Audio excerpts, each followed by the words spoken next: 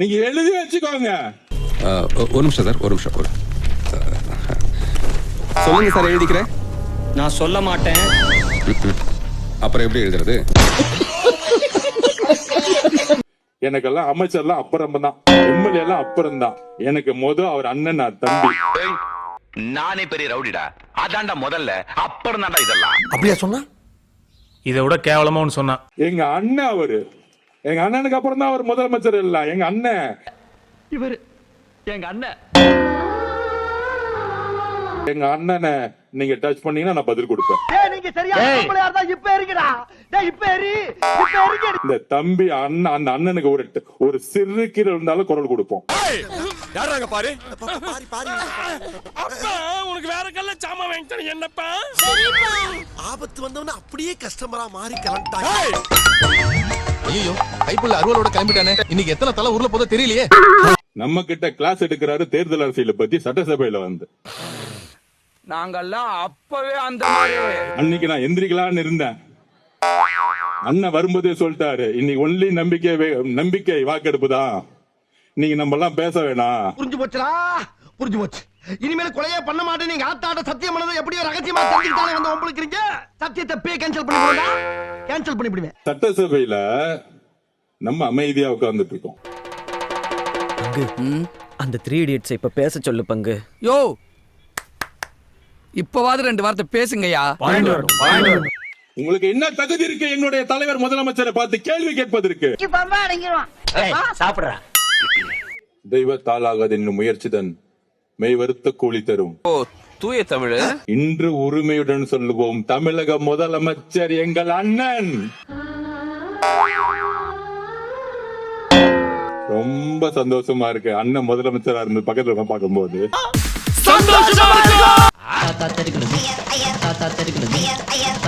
தமிழ்நாட்டின் ஒரே தொகுதியில் முதல்வர் குடும்பத்தால் குறிவைக்கப்பட்ட ஒரே நபர் ஆதவ் அர்ஜுனா.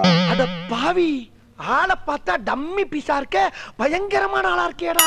தலைவரையும் அதற்கு அப்புறம் என்னையும் கடுமையான சொற்களால் எவ்வளவு அசிங்கமா பேச முடியுமோ. கெட்ட கெட்ட வார்த்தையில காதெல்லாம் கருகிற மாதிரி திட்டுறாங்கடா. எவ்வளவு டீப்பா போறாங்க. ஐயோ, 7-8 தலைமுறையை தோண்டி எடுத்தாடா கிழிக்கிறது. தமிழக மக்களுடைய ஆதரவு இல்ல, ஒட்டுமொத்த பெண்களுடைய ஆதரவுடன் ஒரு தலைவர் உதயமாகிவிட்டார். யாரடா சொல்ற? நாய் வாழை மேய்ச்சா மாதிரி கத்துற. இப்பேற்பட்ட பர்சனாலிட்டி வச்சுட்டு ஹீரோ வந்து அடிக்கிறீங்களே. தமிழக வெற்றி கழகத்துடைய வெற்றி எதனால தெரியுமா கிடைச்சிச்சு? சொல்லவா? சொல்லு. சொல்லவா? சொல்லு. சொல்றேன். தமிழக வெற்றி கழகத்தை உருவாக்கியது பெண்கள். அதுக்கு என்னப்ப? இன்றைக்கு சொல்றேன், தமிழக வெற்றி கழகத்தை உருவாக்கியது பெண்கள். கத்துற அங்க இருந்து கத்து, உடனே காது கேட்கும். இது நம்மள பார்த்து பயந்துட்டாங்களாம்.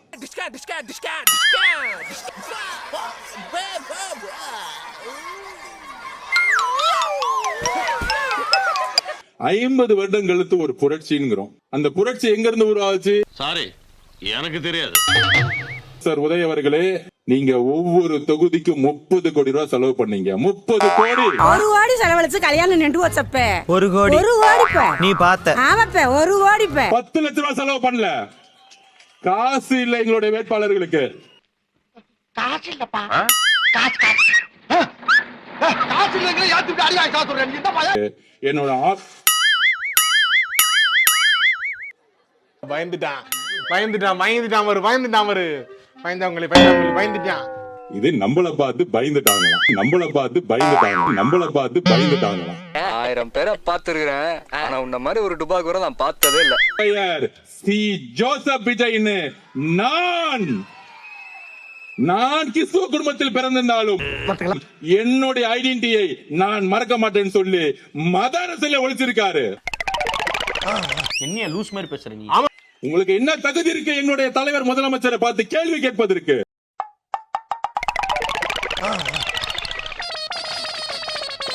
நாங்க ரோட்ல இருந்து வந்திருக்கோம், நீங்க உங்க அப்பா தலையில மகுடத்துல இருந்து வந்திருக்கீங்க.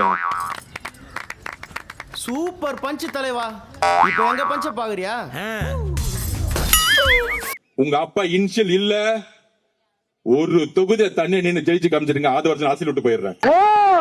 கவர்மெண்ட் ஜாப் ரிசைன் பண்ணிட்டு போறாரு இவரு. சோரி புடிச்ச மொன்னா நாயி அந்த முக்குல போய் உட்கார்ந்து பிச்சை எடுக்க போகுது, அதுக்கு லவுட்ட பாரு, சவுண்ட் என்னமா குடுக்குதா இது? அடுத்தது வச்சுக்கலாம். கேள்வி கேட்டுட்டாங்கல்ல, தலைவரை பார்த்து கேள்வி கேட்டாங்கல்ல, பதில் கொடுப்போம், கரெக்டான டைம்ல கொடுப்போம். ஒரு நிமிஷம் லேட் ஆனால தப்பிச்ச. ஏன் நீ வேணாடி? மத்தியானம் 3ங்கிறது என்னுடைய லஞ்ச் டைம். இந்த நேரத்துல அன்னத்துல கை வைப்பன தவிர யாரு கன்னத்துல கை வைக்கிற பழக்கம் அடி எனக்கு எப்பயுமே கிடையாது.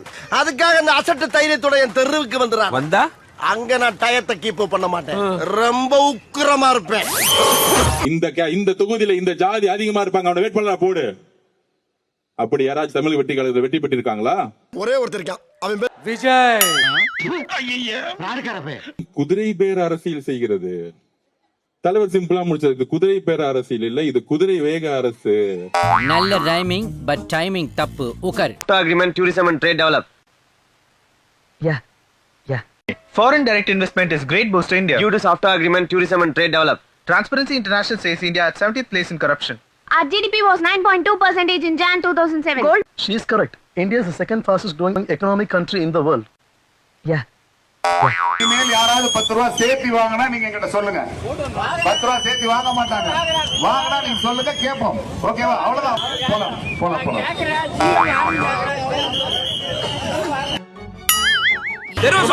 தெருவுக்கு வாடா, சொல்லிட்டு போ. வாடா, நீ அங்க வந்து வாடா, வாடா சொல்லு. வாடா, நீ வாடா. அண்டை அயல் நாட்டால பேச ஆரம்பிச்சிட்டாங்கன்னா இலங்கையில பாருங்க, யாழ்ப்பாணத்தை தரேன், கச்சத்தீவியம் தரேன்றாங்க. உங்களுக்கு தெரியல. அப்ப அவர் என்ன மனுஷன் பாத்தீங்கன்னா ஒரு தொலைபேசி அழைப்புல அடுத்த மாசம் அம்மா வீட்டுக்கு வாடகை கட்ட என்ன பண்ணலாம்னு யோசிச்சு என்ன அமைச்சராக்கிய பெருமை என்னுடைய தலைவருக்கு மட்டும்தாங்க சார், வேற யாருக்குமே சார். இப்படிப்பட்ட ஏழை எளிய பிள்ளைகள், சாதாரண மக்கள். ஹாய், ஹலோ, வணக்கம் and welcome to Kavitha Rajmohan vlog. விடிய காத்தால எங்க வந்திருக்கோம்னா நம்ம சொந்த வீட்டுக்கு வந்திருக்கோம். எஸ், நாங்க சென்னையில ஒரு சொந்த வீடு வாங்கிட்டோம். வீட்டுக்கு யார் வந்தாலும் முதல்ல மேலே தான் பார்ப்பாங்க. கொஞ்சம் மேலே பாருங்க. ரொம்ப ஆசைப்பட்டு உண்மையிலே ஒரு நல்ல குவாலிட்டியான ஒரு ஃபால் சீலிங் நாங்கள் வந்து முதல்ல பண்ணணும்னு ஆசைப்பட்டோம். இந்த அப்பார்ட்மெண்ட்லேயே பெஸ்ட் ஃபால் சீலிங் இதுதான் நம்ம வந்து கண்டிப்பாக சொல்லலாம். ரொம்ப இறங்கி போட்டிருக்கு, எங்களை பார்த்தா அப்படியே தெரியுது. பச்சை மிளகாய் அதை எடுத்து நான் கடிச்சேன், காரமாயி கண்ணெல்லாம் கலக்கி.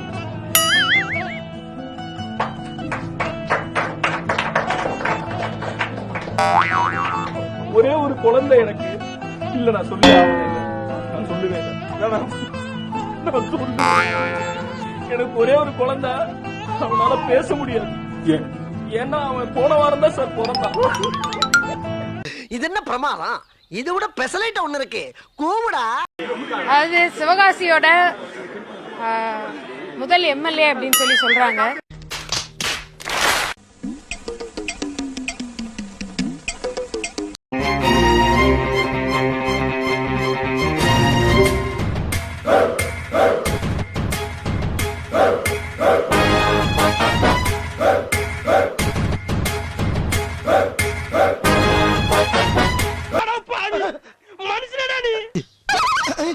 வெக்கமா இல்ல?